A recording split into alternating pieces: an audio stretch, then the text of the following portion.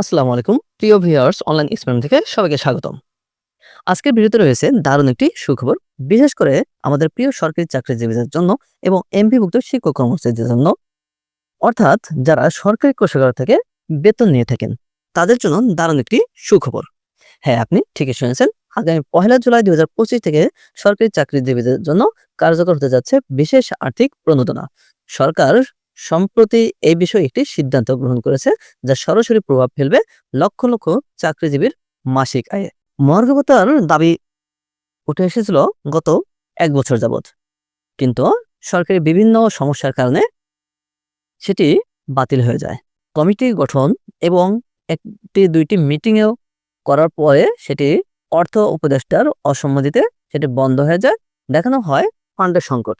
কিন্তু আগামী অর্থ বছর থেকে সরকার মহার্ঘ ভাতা বাদ দিয়ে বিশেষ সুবিধার কথা বলেছে। এই প্রণোদনা দুটি ভাগে ভাগ করা হয়েছে গ্রেড অনুযায়ী। চলুন দেখে নেওয়া যাক কারা কত হারে এই প্রণোদনা পাবেন।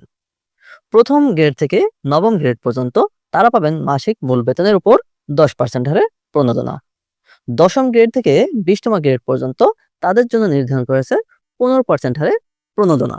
আমরা জানি যে 2023 সাল থেকে সরকার 5% হারে প্রণোদনা ঘোষণা করেছিল, সর্বনিম্ন যেখানে 1000 টাকা প্রণোদনা দেওয়া হয়েছিল। এবার 10% হারে এবং 15% হারে যদি প্রণোদনা দেওয়া হয়, তা কিরকম প্রভাব ফেলবে আপনার বেতনে এবং আপনি কত টাকা বাড়তি পাবেন সে বিষয়ে পূর্ণাঙ্গ একটি ধারণা দেওয়ার চেষ্টা করছি আপনার বেসিক অর্থাৎ মূল বেতন ধরে। এবং আপনারা যদি এক বা একাধিক ইনক্রিমেন্ট পেয়ে থাকেন, তাহলে সেই ইনক্রিমেন্টের উপর ভিত্তি করে আপনার প্রণোদনাটি ধার্য করা হবে। তবে এই ক্ষেত্রে কোনো অবস্থাতেই 1000 টাকার নিচে হবে না। তবে এখন দেখে নেওয়া যাক সেই প্রণোদনাটি আপনার কিভাবে কাজে আসবে। আমরা সবাই জানি যে প্রথম গ্রেড নির্ধারিত 78,000 টাকা বেতন, তার কোনো ইনক্রিমেন্ট নেই। ইতিমধ্যে তিনি 5% হারে 3,900 টাকা বিশেষ প্রণোদনা পেয়ে আসছেন। জুলাই 1, 2025 হতে তিনি পাবেন 10% হারে 7,800 টাকা। তার বৃদ্ধি পাবে 3,900 টাকা। গ্রেড 2 এ 66,000 টাকা বেতন স্কেল এবং তিনি ইতিমধ্যে পেয়ে আসছেন 3,300 টাকা। বর্তমান তিনি পাবেন 6,600 টাকা। তার বৃদ্ধি পাবে 3,300 টাকা। গ্রেড 3 এ রয়েছে 56,000 টাকা বেতন স্কেল। তা তিনি বর্তমানে পেয়ে আসছেন 2,800 টাকা। তিনি পাবেন 5,600 টাকা। তার বৃদ্ধি পাবে 2,800 টাকা। গ্রেড 4 এ মূল বেতন 50,000 টাকা। তিনি বর্তমানে পেয়ে আসছেন 2,500 টাকা। তিনি বর্তমানে পাবেন 5,000 টাকা। তার বৃদ্ধি পাবে 2,500 টাকা।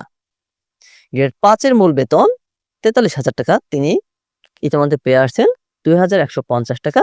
তিনি আগামী জুলাই থেকে পাবেন 4,300 টাকা। তারও বৃদ্ধি পাবে 2,150 টাকা। গ্রেড 6 রয়েছে 35,500 টাকা। তিনি 1,775 টাকা পেয়ে আসছেন। বর্তমান তিনি পাবেন 3,550 টাকা। তারও বৃদ্ধি পাবে 1,775 টাকা। গ্রেড 7 এ 29,000 টাকা স্কেল। তিনি ইতিমধ্যে পেয়ে আসছেন 1,450 টাকা। তিনি পাবেন 2,900 টাকা। গ্রেড 8 এ রয়েছেন 23,000 টাকা। তিনি 1,150 টাকা ইতিমধ্যে পেয়ে আসছেন এবং আগামীতে পাবেন 2,300 টাকা। গ্রেড 9 এ 22,000 টাকায় 1,100 টাকা ইতিমধ্যে পেয়ে আসছেন। তিনি পাবেন 2,200 টাকা। এবং দশম গ্রেড থেকে 20তম গ্রেডে 15% হারে গ্রেড 10 এ রয়েছে 16,000 টাকা বেতন স্কেল। তিনি ইতিমধ্যে পেয়ে আসছেন 1,000 টাকা। বর্তমানে তিনি পাবেন 2,400 টাকা। তার বৃদ্ধি পাবে 1,400 টাকা। গ্রেড 11 তে 12,500 টাকা স্কেলে ইতিমধ্যে তিনি পেয়ে আসছেন 1,000 টাকা। তিনি পাবেন 1,875 টাকা। তার বৃদ্ধি পাবে 875 টাকা। গ্রেড 12 তে ইতিমধ্যে 1,000 টাকা, সেখানে পাবেন 1,695 টাকা। বৃদ্ধি পাবে 695 টাকা। গ্রেড 13 তে 11,000 টাকায় তিনি পাবেন 1,650 টাকা। 14 তে 10,200 টাকায় তিনি পাবেন 1,530 টাকা। গ্রেড 15 তে 9,700 টাকায় তিনি পাবেন 1,455 টাকা। গ্রেড 16 তে 9,300 টাকায় তিনি পাবেন 1,395 টাকা। গ্রেড 17 তে 9,000 টাকা স্কেলে তিনি পাবেন 1,350 টাকা। গ্রেড 18 তে 8,800 টাকা স্কেলে তিনি পাবেন 1,320 টাকা। গ্রেড 19 এ 8,500 টাকায় পাবেন 1,275 টাকা। গ্রেড 20 এ পাবেন 1,237 বা 38 টাকা। তো এখানে দেখা যাচ্ছে যে নিম্ন শ্রেণীর গ্রেডে যারা রয়েছেন তাদের কিন্তু তেমন বাড়ছে না উচ্চ গ্রেডের তুলনায়। 10% এবং 15% করা হয়েছে কিছুটা ঘাটতি পূরণের জন্য, কিন্তু তারপরেও কিন্তু তেমন ঘাটতি পূরণ হচ্ছে না। এখানে সর্বনিম্ন যদি ২,০০০ টাকা বা ১৫০০ টাকা করা হতো, তাহলে সেই ক্ষেত্রে নিম্ন শ্রেণীর যারা রয়েছেন তারা কিন্তু কিছুটা হলেও উপকৃত হতেন। যাই হোক, তবে এইখানে আমরা যদিও দেখছি যে 10% এবং 15% হারে মূলত কিন্তু আমাদের 15% এবং 20% হারে বৃদ্ধি পাবে। কেননা এইখানে আমাদের বার্ষিক যে ইনক্রিমেন্ট 5% সেই ইনক্রিমেন্ট যোগ হওয়ার পরে তারপরে বিশেষ সুবিধা কার্যকর করা হবে। তো সেই ক্ষেত্রে আমাদের সবারই কিন্তু 5% করে আরো বৃদ্ধি পাবে।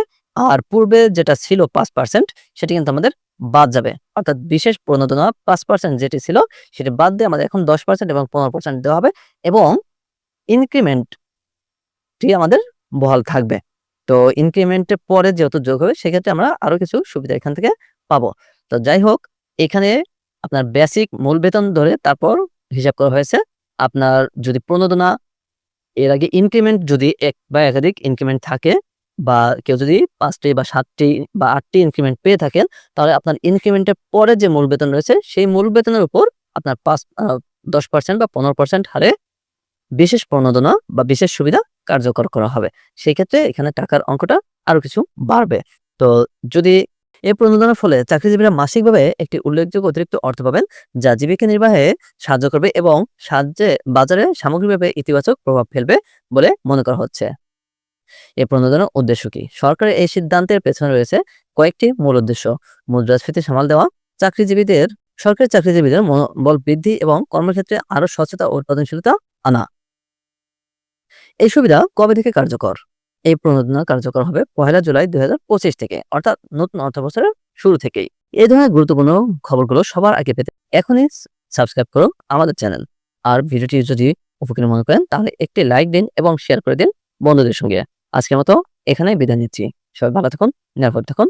আল্লাহ হাফেজ।